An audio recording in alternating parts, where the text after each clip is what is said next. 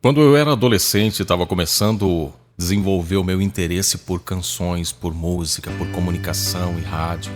Teve uma canção que marcou praticamente boa parte da minha adolescência e juventude, que é mais ou menos assim. The road is long,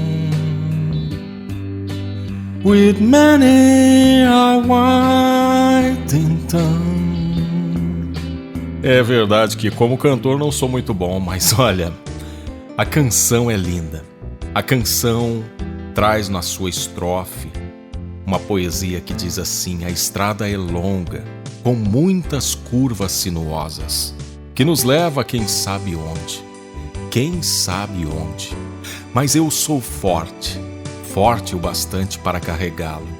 Ele não é um peso, ele é meu irmão.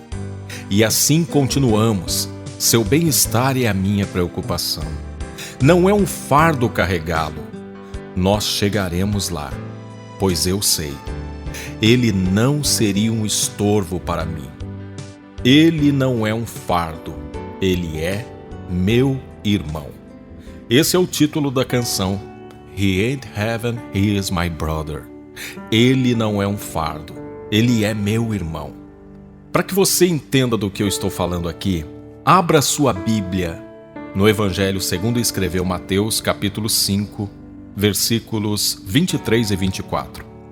Portanto, se você estiver apresentando sua oferta diante do altar e ali se lembrar de que seu irmão tem algo contra você, deixe sua oferta ali diante do altar e vá primeiro reconciliar-se com seu irmão. Depois volte e apresente sua oferta. Você já viu aquele filme onde normalmente aparece um filho ou uma filha malandro, depois de muitas falcatruas, num dado momento, seja no filme ou na novela, essa pessoa chega em casa, dá um punhado de dinheiro para a mãe e aquela mãe parece que faz vista grossa ou finge que não vê a malandragem do rapaz. Eu me lembro de uma novela onde aparecia uma situação assim, é aquela novela Mulheres de Areia. A atriz que viveu, inclusive as duas personagens nessa novela é a atriz Glória Pires. Ela viveu a Raquel e a Ruth, eram duas irmãs gêmeas. E a Raquel era aquela pessoa mau caráter e que fazia um monte de coisa errada. Mas a Raquel conseguia, com um punhado de dinheiro, de alguma forma, fazer com que a mãe não apenas fizesse vista grossa para as coisas erradas que ela fazia, mas também às vezes até apoiava. Você consegue imaginar a cena? Pois é. Deus não é assim. Ele não cabe no papel dessa mãe. Deus estabeleceu alguns princípios para fazer com que a nossa vida fizesse sentido e para que nós pudéssemos servir ao propósito divino para o qual nós fomos criados. E aqui nessa reflexão eu quero convidar você a meditar sobre uma das coisas que pode fazer a nossa vida ter sentido, fazer a nossa vida valer a pena e fazer com que nós possamos glorificar a Deus por meio do nosso viver. Nessa meditação eu quero falar com você sobre a importância da comunhão. Nessa meditação sobre comunhão, nós veremos que o cristianismo não é para ser vivido sozinho. Quanto mais você tiver intimidade com Jesus, mais próximo você estará dos irmãos e das pessoas. A maneira de demonstrarmos essa intimidade com Deus é na comunhão com os irmãos. Observe o que diz a primeira carta de João, capítulo 1, versículo 7. Se, porém, andarmos na luz como Ele está na luz, mantemos comunhão uns com os outros, e o sangue de Jesus, seu Filho, nos purifica de todo o pecado.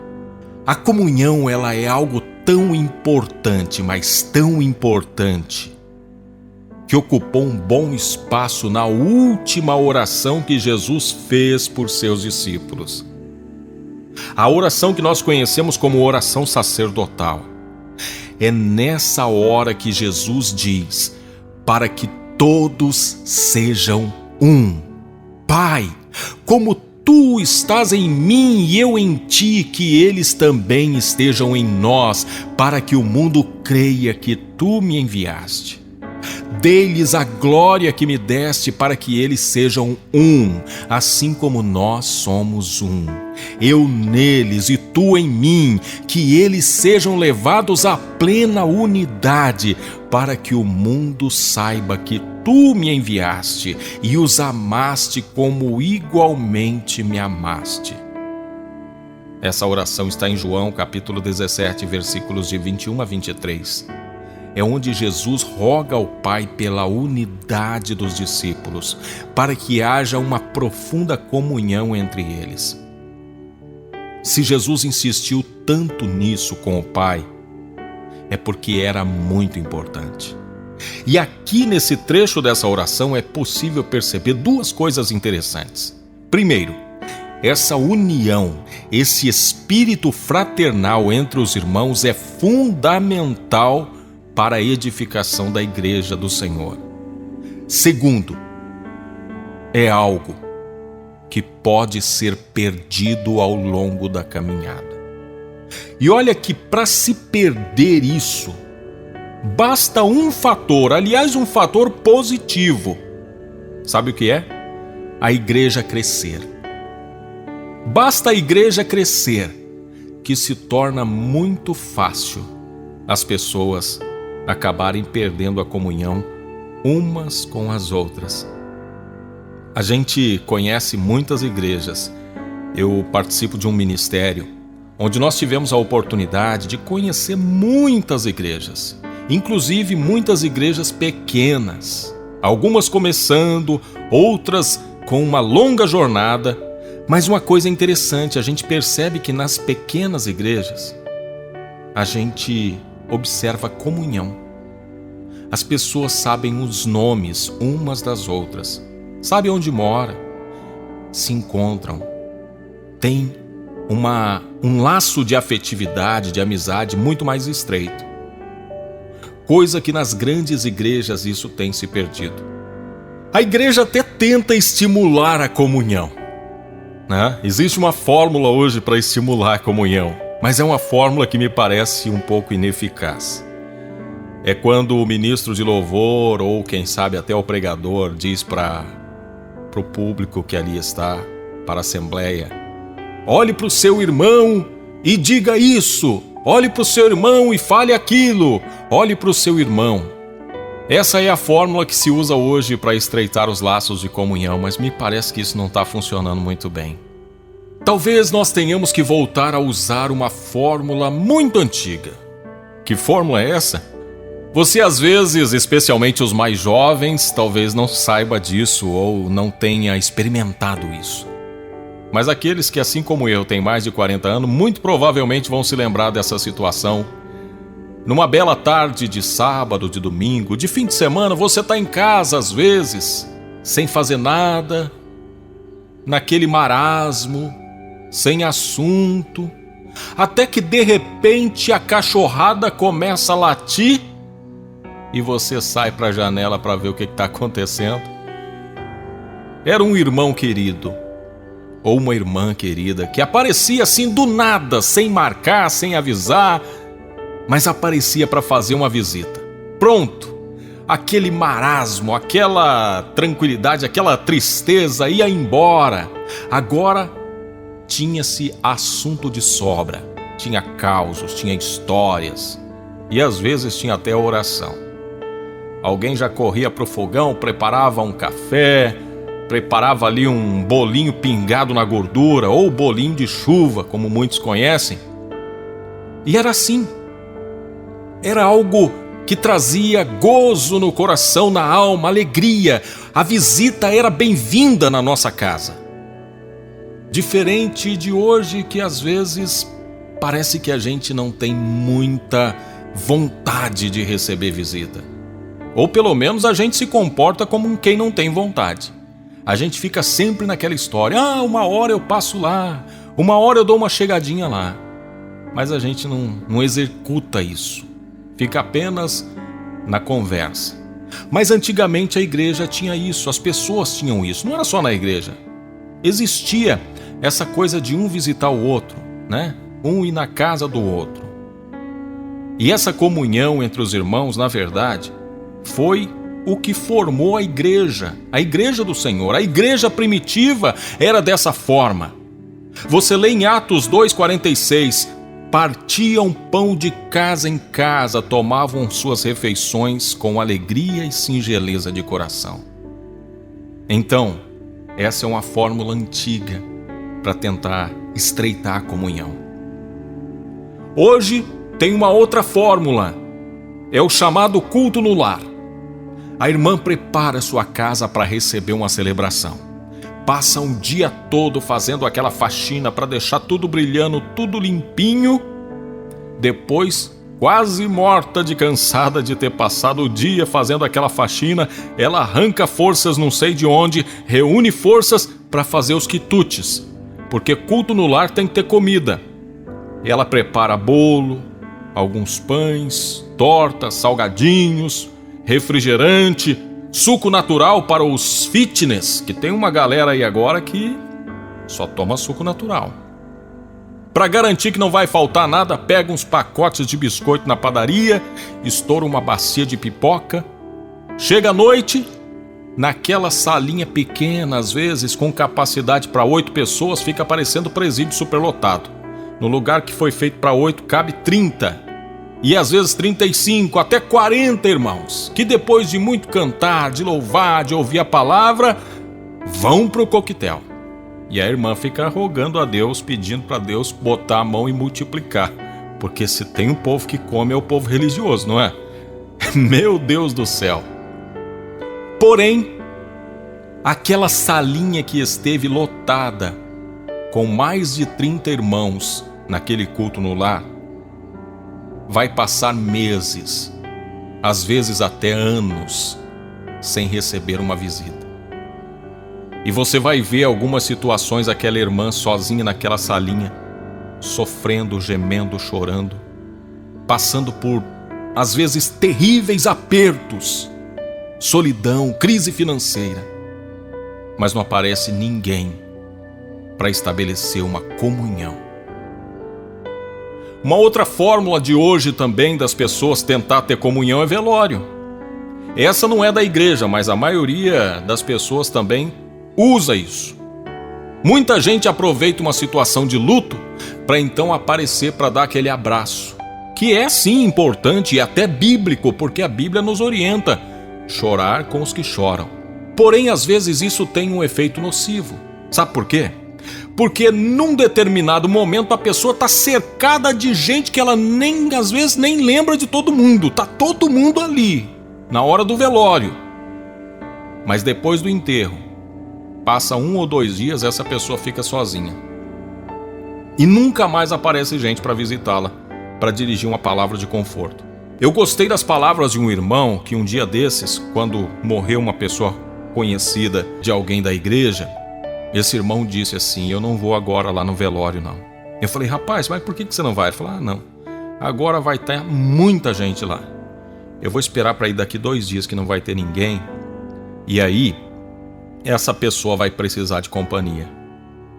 Porque senão, chega num dia a pessoa tem um monte de gente. Passa 2, ela não tem ninguém. Aquilo que era para ter um efeito positivo acaba tendo um efeito negativo. Uns às vezes enviam caríssimas coroas de flores, que também podem ser chamadas coroas de defunto. Aliás, eu acho que a expressão mais correta é essa, porque a coroa é para o defunto, porque para aquele que fica, embora aquilo seja um belo ornamento, não vai representar muita coisa na sua vida. Mas para alguns que as enviam, às vezes é uma forma de compensar a falta daquilo que deixaram de expressar em vida, a comunhão. Meus amados, a comunhão é tão importante que Deus, Ele abre mão de receber o seu louvor, a sua adoração, até mesmo sua confissão. Enfim, Ele abre mão de receber o seu culto a Ele, até que essa comunhão se restabeleça com o seu irmão. Não é isso que nós lemos no texto? Portanto, se você estiver apresentando sua oferta diante do altar e ali se lembrar de que seu irmão tem algo contra você, deixe sua oferta ali diante do altar e vá primeiro reconciliar-se com seu irmão, depois volte e apresente a sua oferta. Deixar de apresentar a oferta aqui, nesse contexto em que a palavra foi escrita, não era meramente deixar de levar a sua contribuição financeira ao gasofilaço como nós fazemos hoje. Aqui o ato de trazer a oferta ao altar simbolizava um verdadeiro culto a Deus.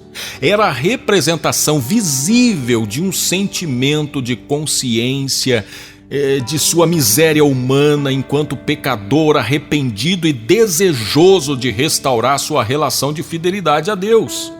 E estava fazendo isso por meio da sua oferta, que em alguns casos podia ser um cordeiro que seria morto e oferecido em sacrifício pelos pecados daquele que os estava apresentando. Era nesse ato que o homem restabelecia sua comunhão com Deus. Essa oferta da qual o texto fala aqui não é uma oferta, só uma contribuição financeira como nós fazemos hoje. Isso era o culto dele a Deus. Era ele dizendo: Senhor, eu estou aqui diante de ti arrependido e como prova disso estou te trazendo essa oferta, esse sacrifício para me reconciliar contigo. Mas nessa circunstância, diante disso, Deus está dizendo: para que haja conserto entre nós, entre eu e você, para que eu te perdoe, meu filho, você primeiro precisa reconciliar com o teu irmão. Ou seja, para eu receber o perdão de Deus, eu preciso perdoar o meu irmão, ou quem quer que seja que tenha me ofendido. Não é assim que Jesus nos ensinou por meio da oração do Pai Nosso? Lá em Mateus capítulo 6, verso 12 está escrito: perdoa as nossas dívidas ou as nossas ofensas, assim como nós perdoamos aos nossos devedores ou àqueles que nos têm ofendido. Agora, por que Deus insistiu nisso? Será que é um mero capricho dele? Não. A razão pela qual Deus insiste para que nós tenhamos comunhão com os irmãos, para que nós não permaneçamos numa situação assim, onde houve um rompimento, onde houve uma ofensa, onde houve uma situação de não ficar bem com o outro. A razão é que a comunhão é o que nos possibilita viver nesse mundo o propósito para o qual Deus nos criou. Existe um propósito divino para o qual Deus nos criou. E sabe qual é esse propósito? O amor. O ser humano encontra sentido para a sua vida quando ele descobre o amor, quando ele vive o amor, quando ele dá amor, quando ele recebe amor. É nisso que se resume a vida humana. Lucas capítulo 10, versículo 27, está escrito: a isto ele respondeu. Quando um escriba chega diante de Jesus falando sobre quais são os mandamentos mais importantes, o que é que ele faz para entrar na vida eterna, e ele vai resumir ali os mandamentos em 2, ele diz: amarás o Senhor teu Deus de todo o teu coração, de toda a tua alma, de todas as tuas forças e de todo o teu entendimento, e amarás o teu próximo como a ti mesmo. É o amor. João 13,34 diz: novo mandamento vos dou, que vos ameis uns aos outros, assim como eu vos amei, que também vos ameis uns aos outros. Nisto conhecerão todos que sois meus discípulos, se tiverdes amor uns aos outros. Paulo escreveu: e ainda que eu distribua todos os meus bens entre os pobres, e ainda que entregue o meu próprio corpo para ser queimado, se não tiver amor, nada disso me aproveitará. 1 Coríntios 13:3. E o meio pela qual nós podemos experimentar esse amor da qual a Bíblia fala é pela comunhão. Essa comunhão não é necessariamente estar perto, colado na pessoa, mas é no mínimo estar junto. Especialmente porque estar perto tem a ver com dimensão geográfica, e isso nem sempre é possível. Mas estar junto tem a ver com união, com disposição de coração. Você pode não estar perto da pessoa, mas você está junto com ela na dor, na luta, na batalha, na oração. Agora, preste atenção numa coisa: comunhão exige disposição, esforço, compreensão e perseverança. Como tudo que tem valor nessa vida não se tem de graça, comunhão também não. Comunhão é algo para o qual a gente precisa se esforçar. Me deixa te fazer uma pergunta agora. Como anda sua comunhão? Como anda a sua comunhão? Com as pessoas, com os irmãos, com a família? Se essa pergunta te trouxe assim uma pontinha de tristeza, porque você também, assim como aquela pessoa que estava oferecendo no altar a sua oferta e de repente se lembrou que tinha algo, tinha alguém com quem você não está bem, a primeira coisa que eu quero te dizer é calma. Jesus não se escandaliza com isso. Aliás, ele já previa isso. Portanto, se você estiver apresentando sua oferta diante do altar e ali se lembrar de que seu irmão tem algo contra você, deixe sua oferta ali diante do altar e vá primeiro reconciliar-se com o seu irmão. Depois volte e apresente a sua oferta. Aqui estão as palavras de Jesus que já previa que, em um momento ou outro, você e eu estaríamos nessa condição. Jesus não se escandaliza, não entra em pânico, não fica numa situação depressiva por causa disso. Não. Jesus sabe que entre pessoas que têm sentimentos, que têm emoções, que têm cada um a sua personalidade, temperamento, entre essas pessoas, num dado momento, elas podem ter um desacerto. Mas isso não é o fim. E o caminho da reconciliação aqui é de forma pedagógica, quando Jesus diz: deixe sua oferta ali, diante do altar, e vá primeiro reconciliar-se com o seu irmão. Eu entendo que aqui, de alguma forma, Jesus está dizendo: esvazie-se de toda e qualquer religiosidade e aparência de santidade e vá. Apenas vá, de mãos vazias, sem querer dar uma de santarrão, de religioso e dizer que você, diante do altar, diante de Deus, entendeu que estava com uma querela para resolver. Nada disso. Pare tudo, de mãos vazias, desarmado, vá diante da pessoa com quem você precisa se acertar e apenas diga: nós precisamos nos acertar. Se eu te ofendi, eu te peço perdão e também libero perdão por uma eventual ofensa que eu tenha recebido de ti. Jesus não apenas previa que isso podia acontecer, como ele já providenciou o antídoto. Qual é o antídoto? Qual a forma de ter um conserto? Reconhecer e pedir perdão e força para continuar. E agora, nós estamos aqui, diante do altar, para esse conserto. Porque se você puder restabelecer a comunhão, então você vai poder experimentar do propósito divino de Deus para a sua vida.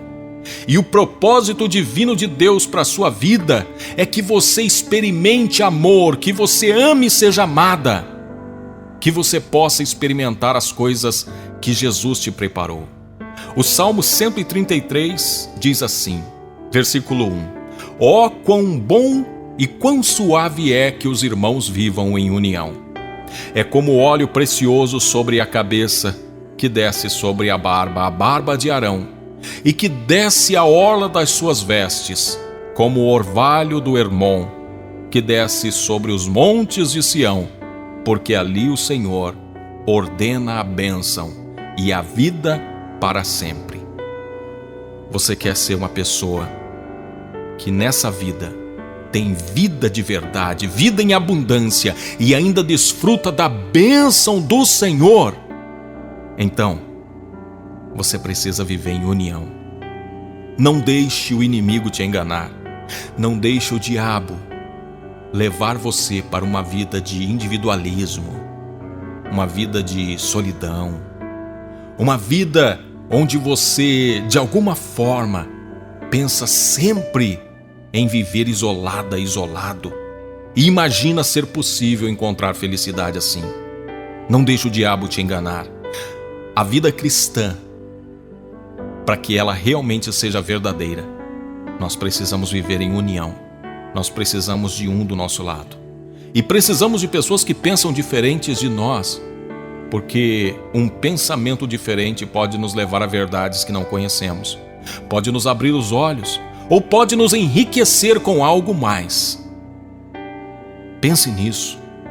Eu quero convidar você, junto comigo agora, a fazer uma análise, uma reflexão sobre como anda a sua comunhão com os seus irmãos, com as pessoas que Deus preparou para viver no mesmo lugar que você, na mesma igreja, na mesma família, no mesmo trabalho, pessoas à sua volta.